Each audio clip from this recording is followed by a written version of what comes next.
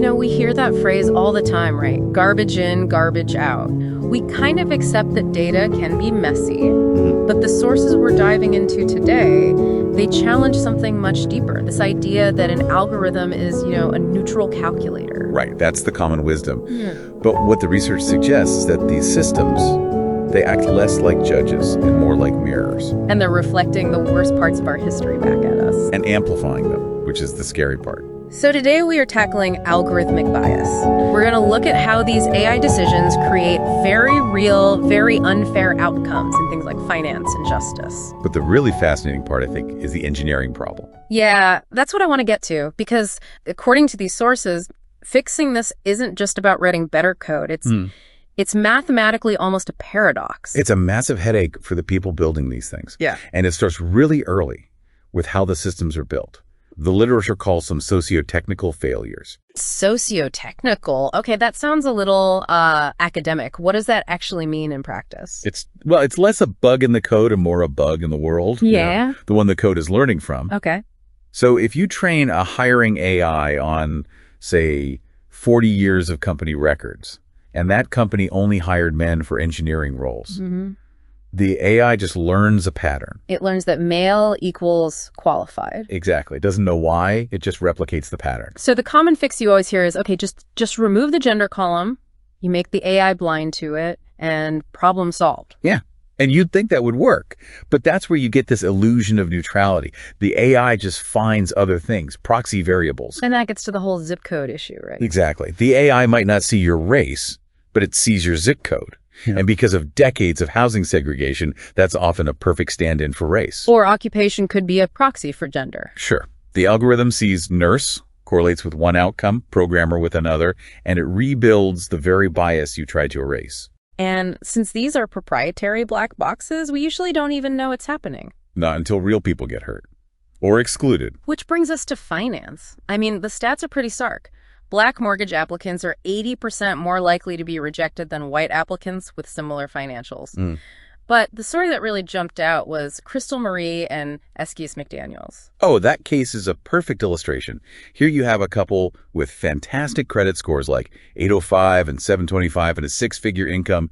They should be ideal borrowers. And the automated system just rejected them? It did. And it was because she was a contractor, right? Yeah, the algorithm flagged her income, her gig economy income, as unstable. And here's the socio-technical part.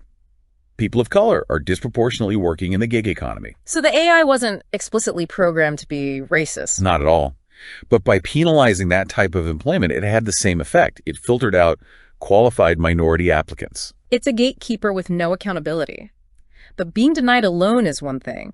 Being denied your freedom is another. Does this apply to criminal justice too?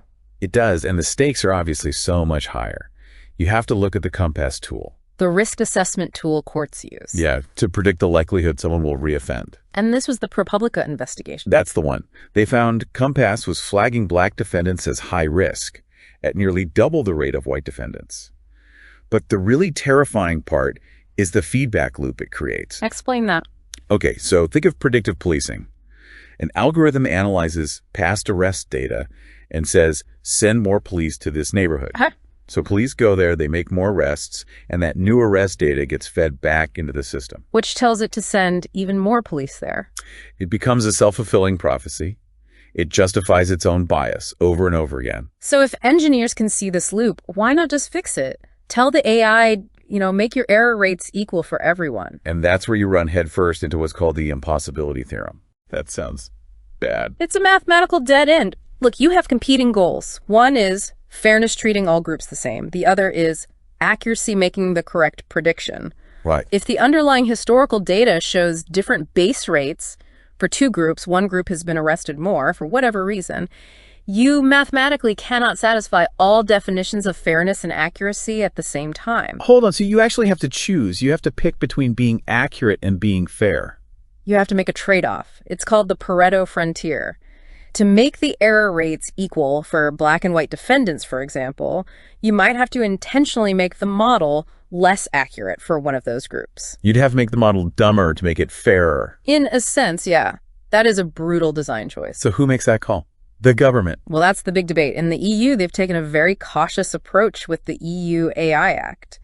Basically, if a system is high risk, it's either banned or heavily regulated. And the U.S. is more complicated. It's split.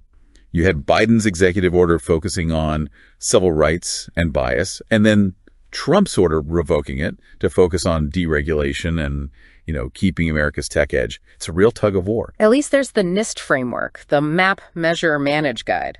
It's voluntary, but it gives companies a playbook. It's a start. It's a push away from the black box and toward a glass box where we can at least see the trade-offs being made. And that transparency feels so important, especially when you consider this one last thing we saw in the research. Studies show that when you give people explanations for a biased AI decision, we tend to believe it. We rationalize it. Yeah. We convince ourselves the machine must know something we don't. We trust the math more than our own gut.